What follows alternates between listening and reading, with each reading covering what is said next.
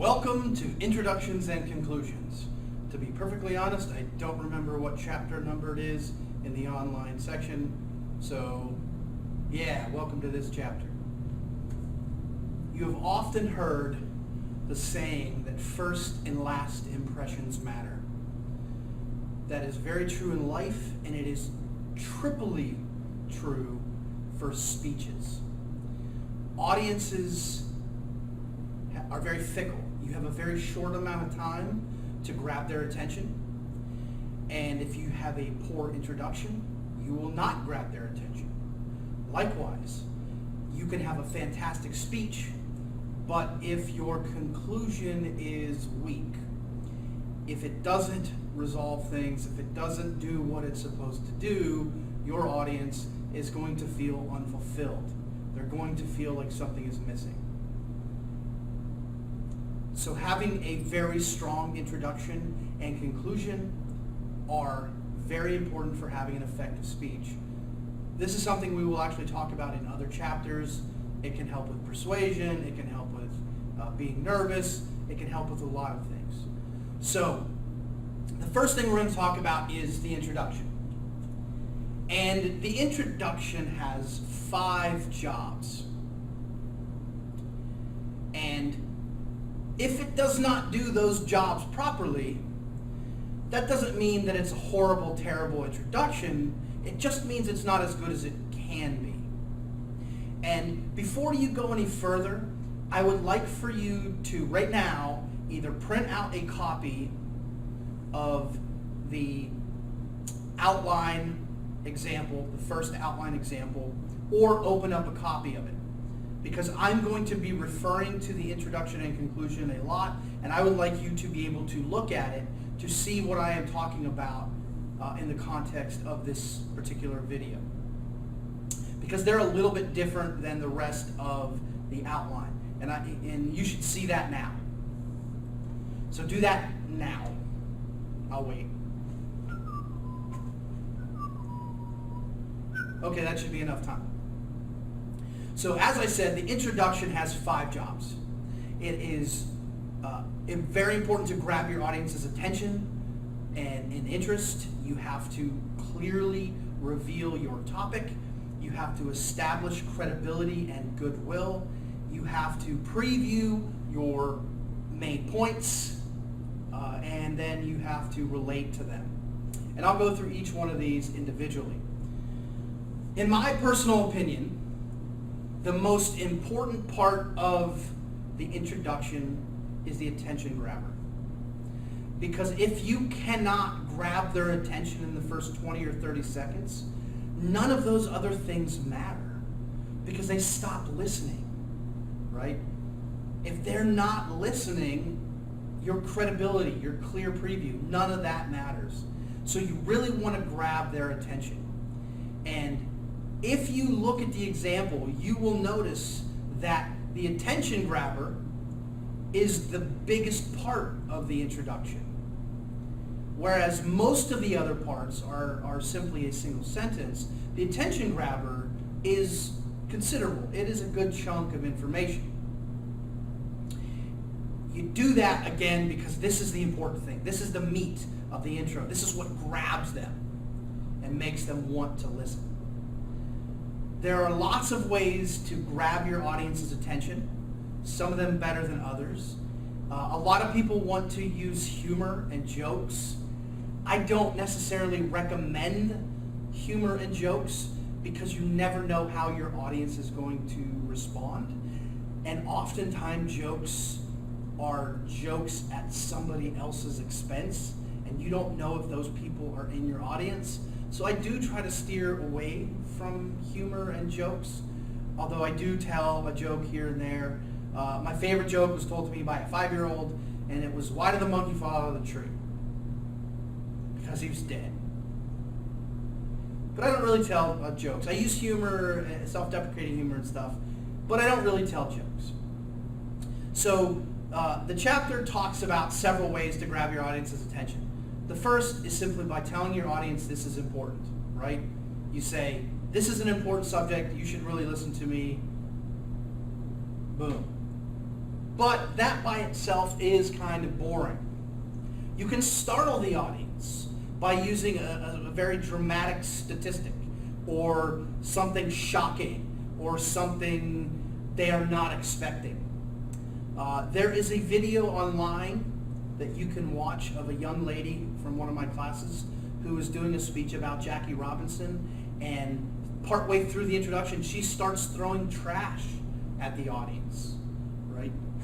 There's two. You can talk about, if your audience is particularly filled with women or men, you can say something along the lines of 9 out of 10 of you have to deal with this particular disease. That's going to grab their attention because they don't want to be the 9, they want to be the 1. So you can startle them. You can arouse curiosity. One of the most interesting techniques that I like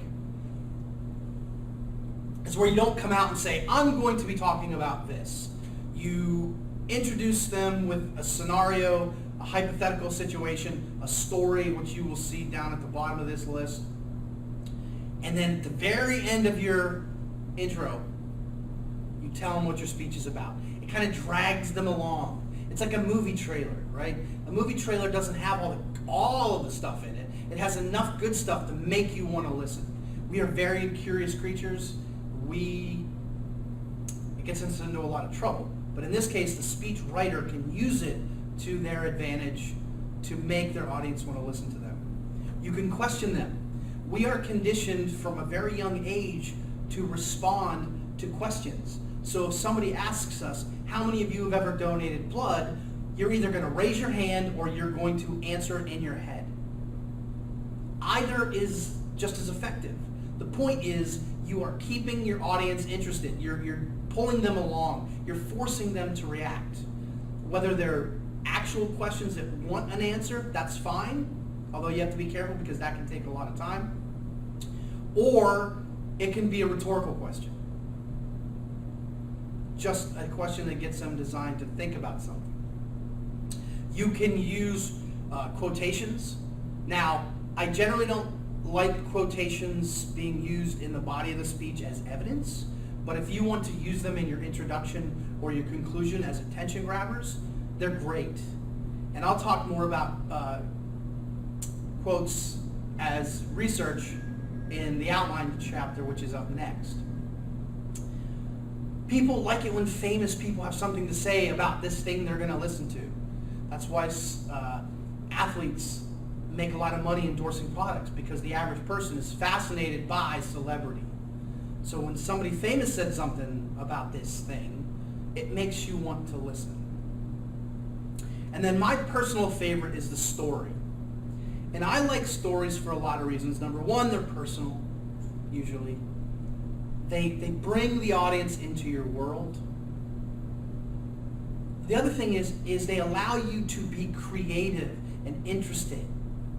So instead of saying something like, cancer is bad, would you like to have cancer? That's not very interesting. You could say something like, imagine yourself sitting in a hospital bed. Your hair is gone. Your body is wasted away. The antiseptic smell fills your nose. You see your mother in the corner crying. Your dad consoling her. This is what it's like to have cancer. Which one of those is more effective? The second one by far, because it's interesting, it's creative, it's vivid. And that's what stories allow you to do. Additionally, stories actually can combine many of these things into a single thing. You can have a quotation, you can startle them. You know, the example that I just did, that's startling. It's also curious. You want to hear what it's about. So these are some of the ways you can gain attention. I will tell you this. Be creative. Be interesting. One of the hardest things students struggle with is writing a good attention grabber. They will write an attention grabber that is 2 sentences long. That is not enough. If you look at the example, you are going to see that a good attention grabber, which is often combined with the relation statement, which we'll talk about in a minute, is about 60% of an introduction. That's what grabs them. Go farther than you think you can. Now, obviously, you have a time limit. Your introduction should only be about a minute long, which we'll talk about in a minute. So you can't go crazy, but you want to be creative. Think outside the box. Be bigger than you think you can be. I have never had to tell somebody to tone it down in an introduction, in an attention grabber. I've had to tell them to trim because it's too long, but I've never said, nope, that's over the top. Go over the top, because what you think is over the top is probably not as over the top as you think it is. So again, this should be the meat. Like 60% of your introduction should be the attention grabber. The next thing is credibility. And I'm doing these kind of in order of importance, not necessarily in order of how they're going to appear, because if you look, that's not the order they're in on the page. Credibility is important because if the audience cannot trust you, if they cannot believe you, they're not going to listen to you. And credibility is the perception of the speaker's qualifications. Do they perceive you as credible? And here's the thing about perception. It's not about reality. It's about perception. You can be an expert in a field, but if the audience perceives you in a way that counters that, then it's the perception that matters more. So if you're sloppy or if you're unprepared, that makes your credibility look weaker. So that means that they're going to less. This is one of my biggest complaints about President Trump from a communication standpoint. He often exaggerates, uses hyperbole, flat out lies about things that are not important, like his height and weight, things that are easily proven incorrect. He misleads his audience. The problem with that is nobody cares about how tall or how much he weighs is, but it shows that he's willing to exaggerate or stretch the truth.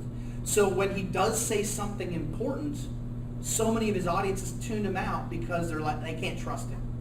So he's cutting his own throat from a communication perspective, right? If he was straightforward and honest about things like that, nobody would question him as much. So credibility is important. And the way you do credibility is one of two ways. You either tell us your personal experience. Let's say you're giving a speech about riding horses. You might say, I have been riding horses in an amateur fashion for about 20 years, so I feel uniquely qualified to discuss this topic for you. Or you tell us your experience. You tell us about your research. After many hours of research on this subject, I feel qualified to inform you about it. Or something like that, right? You're either telling us about your personal experience, you're telling us about your research. Now, this is not where you go on and on about how cool you are, or on and on about how much research you did. It's generally a single sentence. Now, it can be more than one sentence, but if it's more than two sentences, it's too long. You want it to be 1 to 2 sentences long, just enough to tell us why we should listen to you. Because the truth of the matter is, unless you are an expert in your field, or you can prove you're credible, nobody cares. Nobody gives a crap. So this is where you tell us, this is why you should listen to me. The next one is the preview statement. Now the preview statement goes by another name, and that name is central idea. And if you remember back to the topic and purpose lecture, I said that the central idea is seen by the audience in the introduction. This is where they see it. The simplest thing to do is copy and paste. You've already written an effective central idea. I've already looked at it. I've already graded it. You have corrected it if you need to. Why rewrite it? Just copy and paste it. Can you rewrite it? Sure. But why do you need to? I'm pretty sure in the triathlon example, he did rewrite it. He expanded it just a little bit, which is fine. but you don't need to. Just copy and paste. And it's a single sentence, right? It's short, it's concise, it's clear, you know it works. So that's what the preview is. It's the central idea. This should be the last part of your introduction. You should start with the attention grabber. You should end with the preview statement, the central idea. The rest can go in any order, but those two should be on bookends. Start with the grabber, end with the central idea. You need to relate to your audience. We listen to things that affect us more than things that don't affect us. And if you remember back when I talked about picking the topic, I told you that you needed to find ways to make this topic matter to this audience. You are not here to hear yourself speak or for your own gratification. You are here for the audience. So you have to find ways to make it relevant. If you cannot do so, it's not a good topic. But I will have told you that when I graded your proposal that it's not a great topic. And the way you relate is by using what I call relational words. These are words like you, us, we, our. Picture yourself. Have you ever? How many of your parents? Right? Relational words. This part is almost always combined with the attention grabber. So if you look at the example, you are either going to see AG/RS, because I can't remember, which is the abbreviation of attention grabber / relation statement, or you're going to see grabber relation. It doesn't matter how you label it. It has to be labeled, which I'll talk about later, but it doesn't matter how you label it. And it's combined because it fits naturally within that attention grabber. So if you're telling a story, if you are asking a question, you're already using relational words. Can you just use one? No. You need to use several. I can almost say I have never seen a speech that relates too much. But I see a lot of speeches that don't relate enough. So, use a bunch of these. That's why I like the stories, because they just make it so easy within the context of the story. And the last part of the intro that is one of the 5 parts is the topic statement. The topic statement just tells the audience what your umbrella topic is. Whereas the central idea tells the audience the specific ideas. The topic statement is just a general, broad statement. It's usually second after the attention grabber. Usually, most people, that's what's in the example. You're going to see topic statement. Just to give them an idea, hey, I'm talking about triathlons. Or hey, I'm talking about Star Wars collectibles. Usually it is a single sentence where you take the general topic from your proposal and just turn that into a complete sentence. So those are the 5 parts. Attention grabber, relation statement, credibility, topic statement, and central idea. The most common order that they are put in is the order that they are on the examples. That just seems to be what works most for a lot of people. Now, if this is the regular full-length class, you actually have an assignment for introductions and conclusions because so many students struggle writing a good introduction. If it's an abbreviated class, such as an 8-week or a 5-week summer class, you probably don't have that assignment. So there's a little bit more pressure on you when you work on the outline to work on a good introduction and conclusion. If you are ever curious, if you have a good intro or conclusion, email me. I am more than happy to take a look at them to help you out. When you are preparing the introduction, some things you should keep in mind. First of all, it has to do with the length. The introduction does those 5 things, nothing else. The only other thing you might do is define a term or concept that you're going to be using throughout your speech. Not a whole bunch of terms. If you have to define a whole bunch of terms, you're probably not using the correct language. But if you are talking about something, let's say you're going to be talking about détente. So you explain what détente means as part of your introduction. So you don't have to keep explaining it in the course of your speech. It should represent about 10 to 20% of your overall speech. What that means is about a minute. If you are doing anything less than about 45 seconds, you are not doing those 5 things effectively. And if you do more than about a minute 10, a minute 15, you're doing too much.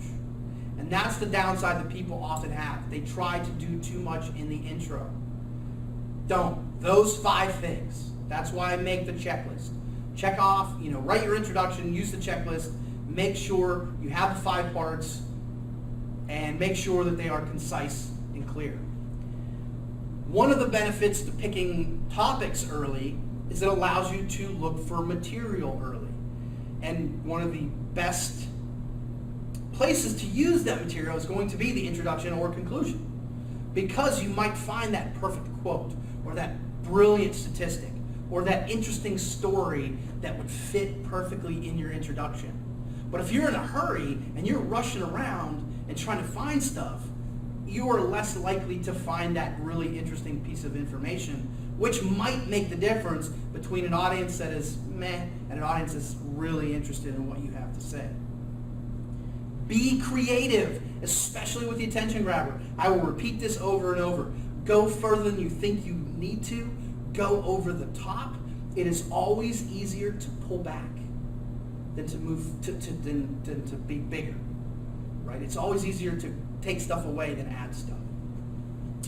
Don't finalize the intro until you've written the body. Now, me personally, when I write anything, whether it's a paper, whether it's a speech, I always start with the intro because I generally have a good idea of what I'm going to talk about. But what I do constantly is every time I write something, a section of the paper, a section of the speech, I go back to the intro to make sure that it actually matches up. And what a lot of students will do is they will write their introduction, but then when they go to do their body, things change, and they never go back. So their introduction either introduces things that they never talk about, or talks about things, or doesn't talk about things that they do talk about, right? Your introduction needs to match what's in your body.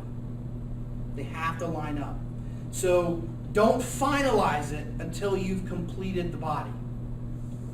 And the other thing about the introduction and conclusion, work them out in much finer detail than the rest of the speech. Because of the importance of introduction and conclusion, spend a little extra time. Spend an extra 15 or 20 minutes on top of what you normally would working on the introduction. It is going to make a difference. If you look at the outline, you are going to see that the introduction and the conclusion are in a different format than the rest. And the reason is because that allows you to work things out in greater detail. It allows you to be more specific. That is block formatting. I have literally tried probably 10 different methods for introductions and conclusions over my time teaching. They either didn't work, they were too much. This works the best. It allows you to have everything on your preparation outline. It's not that way on the speaking outline. We'll talk about that next chapter. But if I just write a giant paragraph and I tell you, okay, I want you to soft memorize this, because your introduction should be kind of soft memorized, which means you know it really, really, really well. Your brain is going to look at that giant block of text and go, nope, nope. And you are going to struggle trying to remember that. But by breaking it into those little chunks, you are literally fooling your brain into thinking there's less information there. It's 100% a trick. And I'm telling you, it works. This is what has worked by far more than any other thing that I have tried. And trust me, I've tried a bunch of different things. This is the thing that works best for the most number of people. So even if you want to do something different, please do not. Please follow the instructions. Please put it in this format. I'm telling you, it will work for you. So that's the introduction.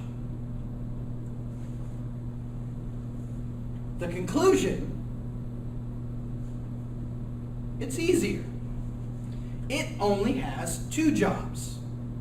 Maybe a third if it's a persuasive speech. But it's only got 2 jobs. And those 2 jobs are pretty self-explanatory. Number 1, you're telling the audience that you're done. Hey, I'm finishing up. And number 2, you are summarizing your main ideas. Now that seems very simple.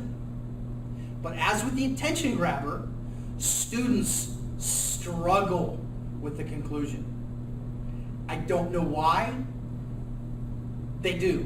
And again, if this was a longer class, you have that assignment because so many students struggle with this.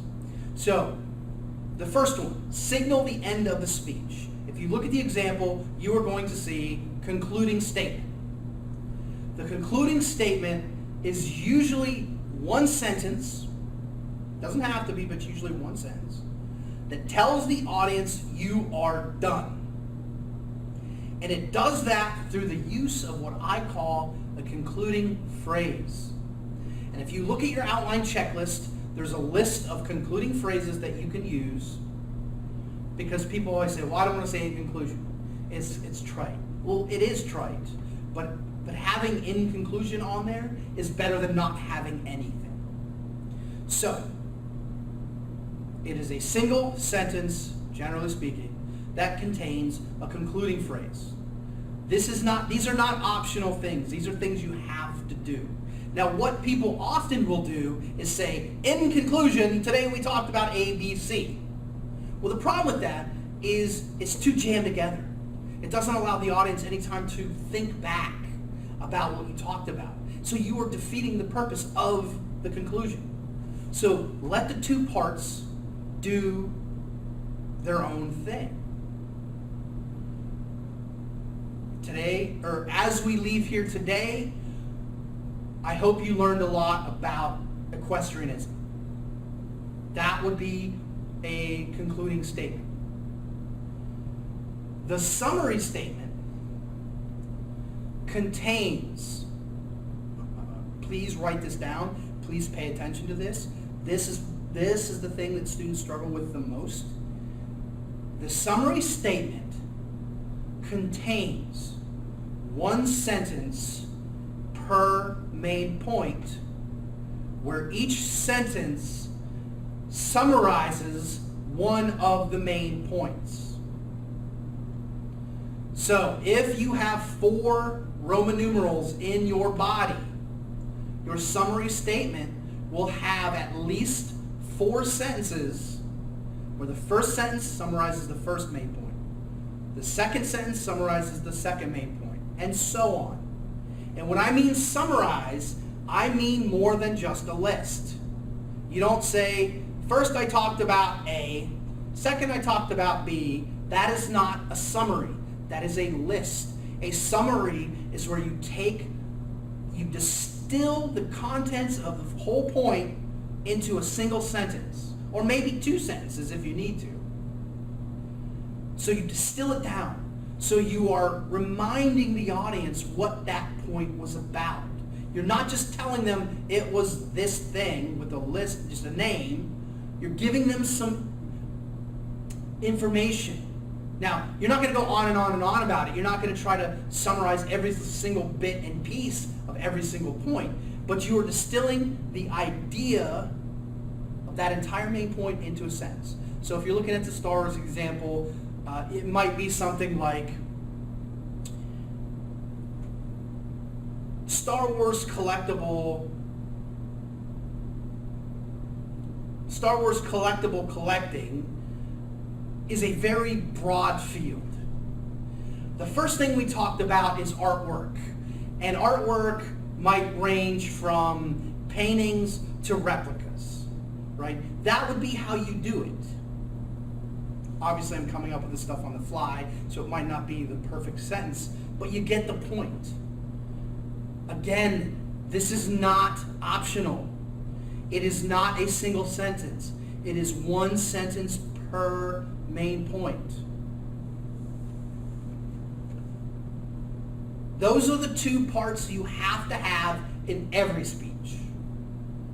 You may have an action statement.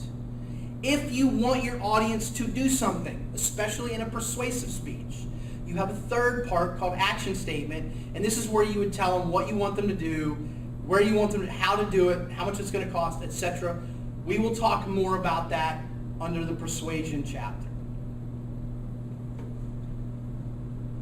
That's the conclusion. It's simple, but it's so important, and students often struggle with it.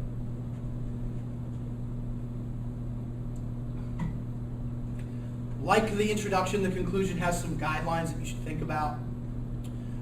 Picking a topic early, once again, allows you to find material that might be perfect for the conclusion.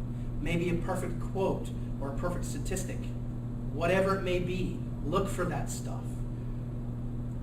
Go out with a bang, not a whimper. Make sure that your last sentence is a good one. One of the big mistakes people make is they end strong, but then they have 3 or 4 more sentences that weakens it. Be brief. The rule of thumb that I use is half of your intro, and I mean half, literally half. If your intro is 1 minute 5 seconds long, your conclusion should be 32 seconds long, roughly. Just hold it up on the page and say, okay, that's half. Because once you say in conclusion, you are on a timer, and the audience is going to stop listening fairly shortly. So you want to keep it concise and brief. Now, it does not matter which order you put the parts in the conclusion. It's often determined by your final connective.